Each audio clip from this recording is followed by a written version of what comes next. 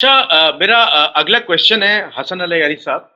مجھے یہ بتائیے گا کہ یا علی مدد کی جو ہے وہ شرعی حیثیت کیا ہے؟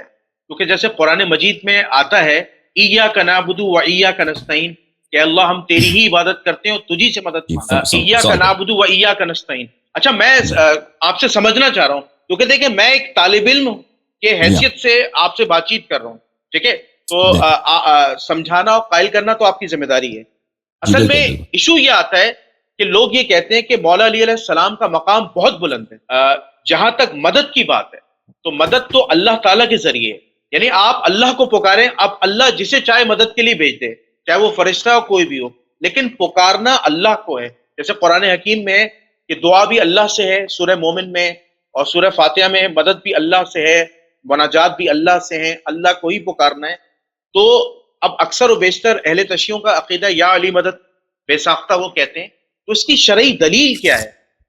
دیکھیں قرآن یہ حکیم سے یہ یا احادیث جی نبوی؟ یہ ایک طویل بحث ہے. اس کو مختصر انداز میں اس کا جواب اب میں دے دیتا ہوں. پہلی بات یہ کہ صرف آپ کہتے ہیں یہ صوفیوں کا عقیدہ ہے، یہ بالکل غلط بات. یا رسول اللہ کہنا یا علی مدد کہنا یہ صوفیوں کا عقیدہ نہیں، یہ ہمیشہ سب مسلمانوں کا عقیدہ رہا ہے سوائے وہابی کے.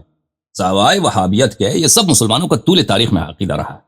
تو یہ کہنا کہ یہ صرف شیعوں کا ہے یہ ایک غلط بات. اصل جو ابن تیمیہ کا جب ظہور ہوا تھا اس نے جو کتابیں لکھی اس نے شیعوں کے خلاف بہت کم کتاب لکھی ہے. اس کی ساری جو کتابیں ہیں وہ اشاعرہ کے اور ماتریدیہ کے خلاف. پاکستان، ہندوستان، بنگلہ دیش، افغانستان، سینٹرل ایشیا میں جتنے مسلمان غیر شیعہ رہتے ہیں وہ سب ماتریدی ہیں، اور ماتریدی اور اشاعرہ میں فرق بڑا کم ہے. اسی طرح مصر میں، سوریہ میں، عراق، شام میں، ترکی میں، شمال افریقہ کے جتنے مسلمان ہیں وہ سب کے سب اشعری مذہب کے حامل ہیں. حنابلہ جہاں رہتے ہیں، اہل حدیث جہاں رہتے تھے وہ کہاں ہیں؟ کچھ شام میں رہتے تھے اور کچھ حجاز، نجد حجاز میں، بالخصوص نجد میں رہتے تھے یہ لوگ.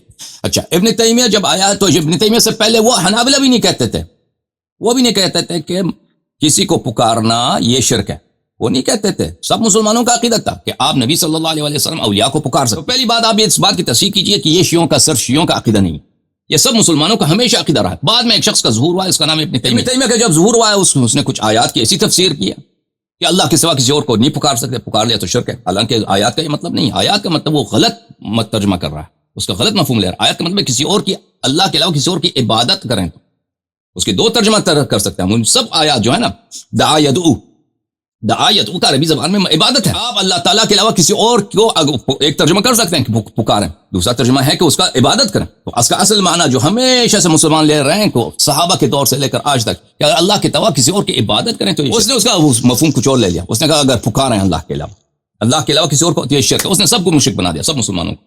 تو ابن تیمیہ نے کی جتنی کتابیں ہیں وہ شیعوں کے خلاف نہیں ہیں. اس کی 95% کتابیں، سینکڑوں کتابیں اس نے لکھی ہیں، کیونکہ اس نے شادی نہیں کی. اس نے زندگی میں ابن تیمیہ 70-75 سال تک اس کی عمر رہی. اس نے کبھی شاید ہمیشہ مدرسے میں رہتا تھا، تو اس کے کوئی اور کام ہی نہیں تھا کتابیں پڑھنا اور کتابیں لکھنا. تو اس لیے اس کا مطالعہ بہت وسیع تھا، بہت ذہین آدمی تھا، قابل آدمی تھا، لیکن اس کا فکر منحرف تھا. اس نے کتابیں بہت ساری، لیکن اس کے اپنے زمانے میں اس کو لوگوں نے کئی دفعہ وہ جیل میں گیا، اور اس کے اپنے زمانے میں جو بڑے علماء تھے انہوں نے اس کی مخالفت کی اور اس کو ان لوگوں نے گمراہ کہا. لیکن اس کے ایک دو شاگرد تھے ابن قیم وغیرہ اس طرح کے لوگوں، انہوں نے ان کی کتابوں کو، اس کے افکار کو زندہ رکھا. اور پھر اس کی کتابیں اس پہ کوئی توجہ نہیں دیتا. تب بہت کم لوگ، مثلا جو حنابلہ کے مدارس تھے وہاں پہ اس کی کوئی ذکر ہوتا تھا ابن تیمیہ کا. جب سعودی عرب میں نجد و حجاز میں اتحاد بن گئی، کس کی؟ سعودی خاندان کی، جو دیندار خاندان نہیں تھا، وہ ملک کے اور حکومت کے چکر میں تھے، اس کی فکر میں تھے. اور محمد ابن عبد الوہاب کے، جو بالکل وہ ایک ان پڑھ مولوی تھا محمد ابن عبد الوہاب. ابھی دیکھتا وہابی جو ہیں بالکل وہ اس کی کتابوں کو نہیں چڑھتے. محمد ابن عبد الوہاب کی کتابوں کو وہ ذکر نہیں کرتے کیونکہ اس کی کتابیں بہت سطحی ہیں، اس کے پاس علم نہیں تھا. وہ نجد میں رہتا تھا، ایک مفتی تھا، مطالعہ اس کا کم تھا، لیکن وہ پیروکار تھا ابن تیمیہ کا. ان کا اتحاد ہو گیا آپس میں. تو وہاں اس زمانے میں جتنے قبائل رہتے تھے نجد میں، صحرا میں، بدو عرب، ان سب اہل بدو کو اس نے کیا مشرک قرار دیا. تو یہ سعودیہ کے آل سعود کے لیے بہت بڑا اچھا موقع آیا کہ یہ لوگ سب مشرک ہیں، تو ان کے مال لوٹ لو، ان کے عورتوں کو اٹھا لو، ان کو دوبارہ توبہ کرا لو، مسلمان بن جاؤ. کیونکہ مثلا یہ کسی قبر میں جاتے تھے، وہاں پہ راز مثلا کوئی نظر وغیرہ کرتے تھے تو کہتے ہیں مشرک. تو اس طرح بہت سارے قبائل کو انہوں نے قتل کیا اور غارت کیا، اور پھر نجد میں ان کا حکومت بن گئی. پھر حجاز پہ قبضہ ہوا، پھر تیل کا انکشاف ہوا، تو پھر تیل کی بدولت وہابیت کے پاس پیسے آ گئے.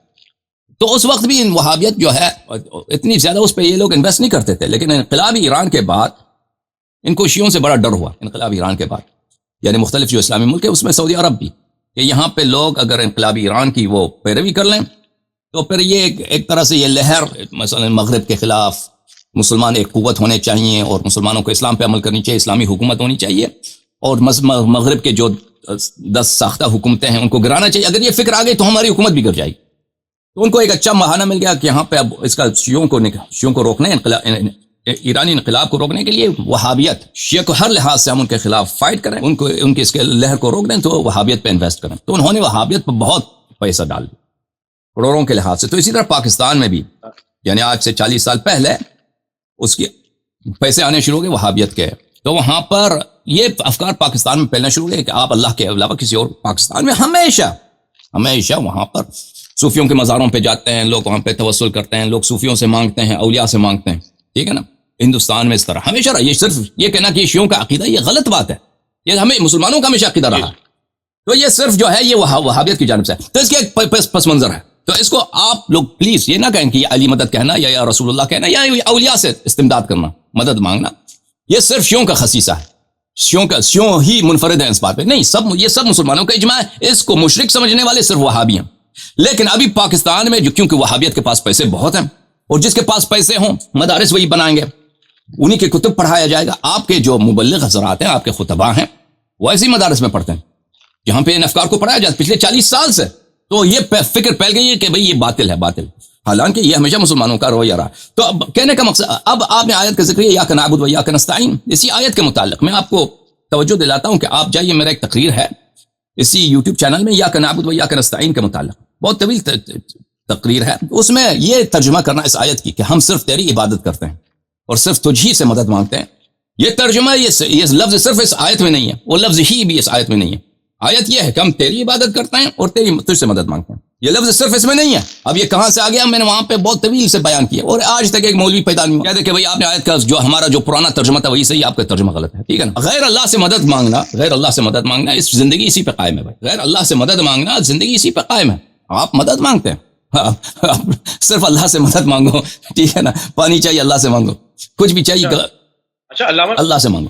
تو دیکھیں اگر اس طرح ہوتا نا، اگر اس طرح بات ہوتی کہ غیر اللہ سے مدد مانگنا شرک ہوتا تو اس کی کوئی حدیث ہوتی، کوئی آیت ہوتی، کوئی صحابہ پوچھتے کہ بھئی ہم غیر اللہ سے مدد نہ مانگے تو کیا اموات سے، کیا اولیاء سے دنیا سے جانے کے بعد ان سے کوئی مدد طلب کر سکتا؟ تو شیعہ حدیث میں یہ تو ہے عزیزو، شیعہ حدیث میں اس بات کی کہ امام حسین علیہ السلام کے مزار پہ جاؤ تو ان سے اپنی حاجت طلب کرو. ائمہ طاہرین علیہ السلام سے اپنی حاجت طلب کرو. مختلف زیارات میں کہ یا امام تو زمانہ میرے خلاف ہے، تو میرا سہارا بن. یہ اہل بیت علیہ السلام کی نصوص ہیں کہ ان سے مدد طلب کرو. ائمہ اطہار علیہ السلام جس رسول صلی اللہ علیہ وسلم نے فرمایا کہ انی تارک فیکم ما ان اخذتم بهما لن تضلوا بعدی ابدا، کتاب اللہ ہے عترت اہل بیتی، میرے عترت اہل بیت کی اتباع کرو کبھی گمراہ نہ ہو جاؤ گے. تو ان کے احادیث میں یہ بات بہت ہے، یعنی یہ کم احادیث نہیں، بہت زیادہ احادیث ہیں. جی جناب حکم کریں. اچھا، میں اس میں ایک چیز سمجھنا چاہ رہا تھا اپنے علم میں اضافے کے لیے کہ مجھے یہ بتائیں کہ اگر مجھے کوئی وہابی یا مجھے کوئی کافر جو ہے وہ اٹک جاتا ہے، جو کہ وہ بھی اسلام پہ بہت ریسرچ کرتے ہیں، چلیں وہ کہتے ہیں کہ بھائی قرآن مجید سے مجھے دکھاؤ کہ اللہ تعالیٰ نے کہیں یہ کسی آیت میں فرمایا ہو کہ اللہ کے علاوہ غیر اللہ سے مدد مانگنا جائز ہے. وہ آیت دکھا. میں آپ کو دکھاتا ہوں آیت. اللہ تعالیٰ قرآن مجید میں حضرت عیسیٰ ابن مریم علیہ السلام اپنے حواریین سے کہتا ہے یا ایھا الذین آمنوا کونوا انصار اللہ کما قال عیسیٰ ابن مریم للحواریین من انصاری الی اللہ. اے مسلمانوں، کونوا انصار اللہ، اللہ کی نصرت کرو، اللہ کی نصرت کرو، اللہ کی نصرت کرو. کما قال عیسیٰ ابن مریم، اس طرح جیسے عیسیٰ ابن مریم علیہ السلام نے حواریین سے کہا کونوا من انصاری الی اللہ، میرا مدد کرنے والا کون ہے، کون ہے جو میری مدد کرے. لیکن اپنے اصحاب سے کہا کہ کون ہے میرے مدد کرنے والا. یہ اللہ کہہ رہا ہے کہ کونوا انصار اللہ، تم اللہ کس کی مدد کرو، اللہ آپ کا بھلا کرے، اللہ کی مدد کرو. اور حوارین سے عیسیٰ ابن مریم علیہ السلام نے کہا کہ تم میری کون ہے تم میں سے جو میری مدد کرے. ٹھیک ہے نا. میں آپ کو ایک کتاب دکھاتا ہوں، سیوطی صاحب کی کتاب ہے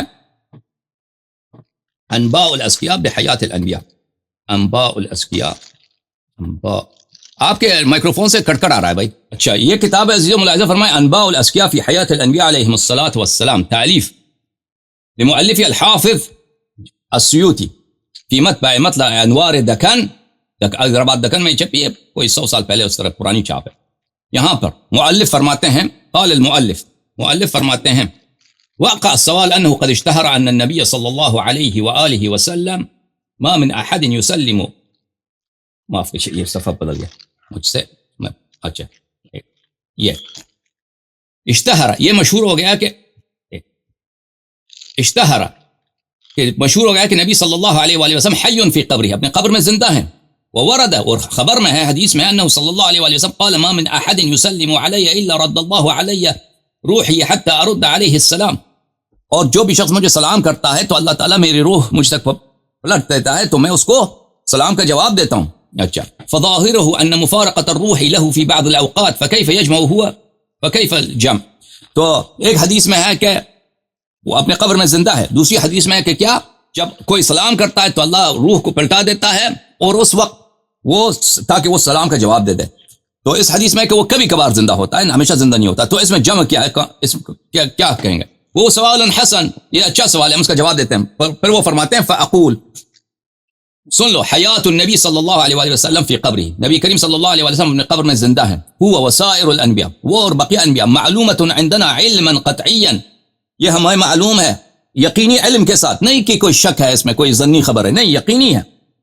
لما قام عندنا من الادلة فی ذلك، کیونکہ ہمارے پاس بات پہ بہت سارے براہین دلائل ہیں. وتواترت به الاخبار، اور اس پہ اخبار احادیث متواتر ہیں.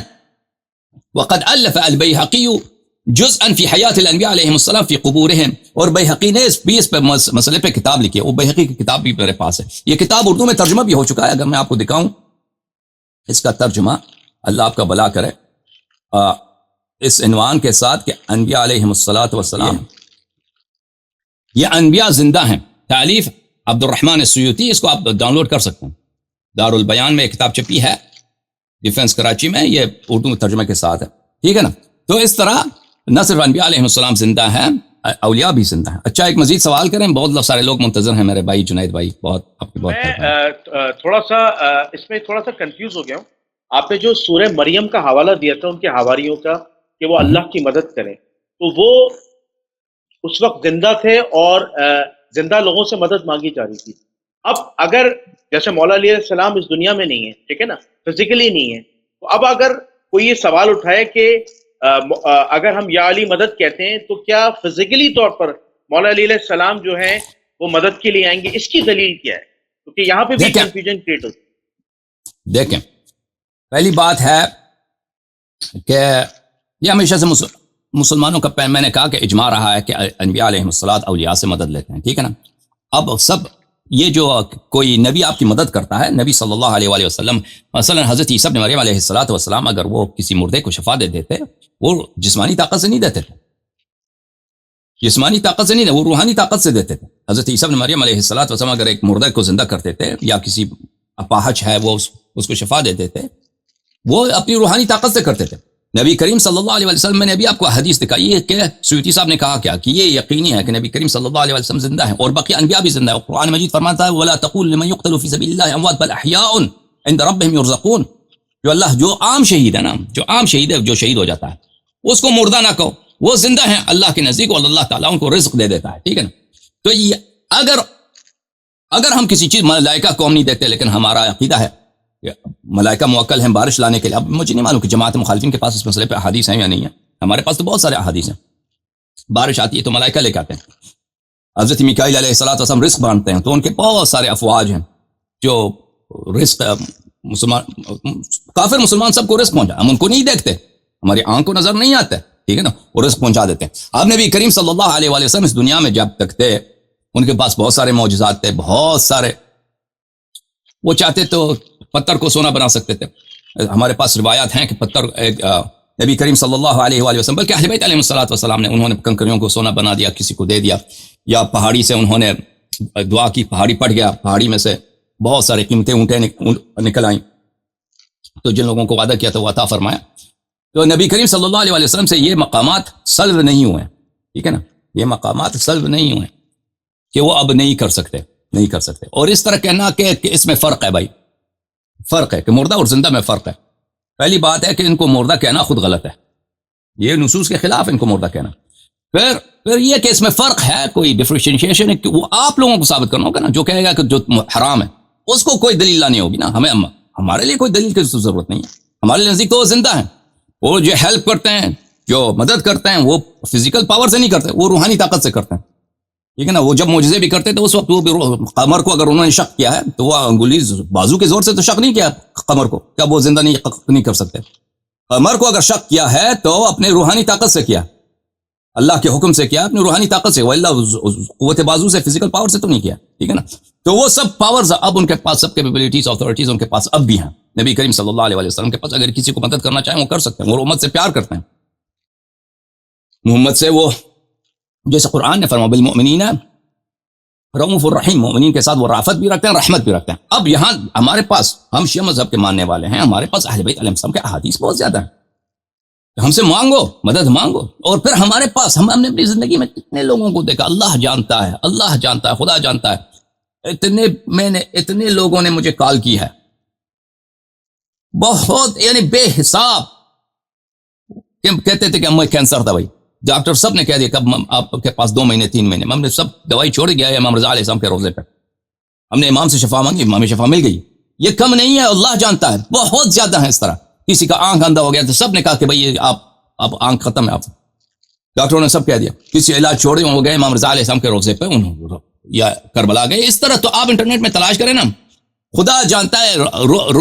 محرم میں ایک کربلا میں ایک جلوس نکلتا ہے، اس کو بولتے ہیں، میں جلوس وغیرہ مسائل کا ذکر نہیں کرنا چاہتا کیونکہ مجھے میرے لیے بہت مشکل ہوتا ہے ان کا ذکر کرنا. اس جلوس کا کیا ہے، اس کا نام ذکر کرنا ہے تو اس میں اتنا افسوس ہے کہ میں نہیں ذکر کرنا چاہتا. بہرحال لوگ دوڑتے ہوئے آتے ہیں.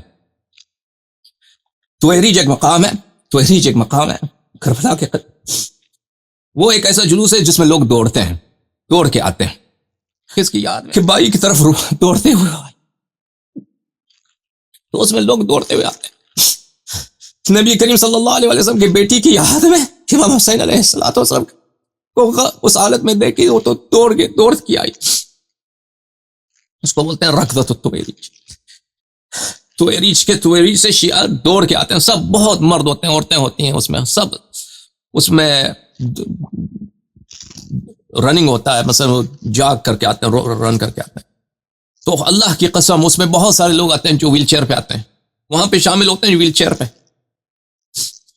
پہ آتے ہیں، لیکن وہ جاتے ویل چیئر سے اٹھ جاتے ہیں. پھر وہاں پہ ہر جلوس کے بعد اتنے ویل چیئر پڑے ہوتے ہیں، بے حساب الا ماشاء اللہ. اور کتنی اس کی کہانیاں ہیں بھائی، تو جن عورتوں کو اولاد نہیں ملتی.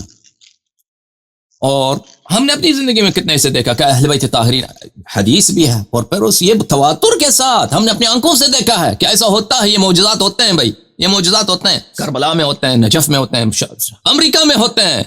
آپ توسل کریں، اہل بیت علیہ السلام سے مانگیں. دور بھی ہوں تو ان کو آپ خلوص کے ساتھ کریں. اگر آپ کی مصلحت میں ہو تو آپ کو جواب مل جائے.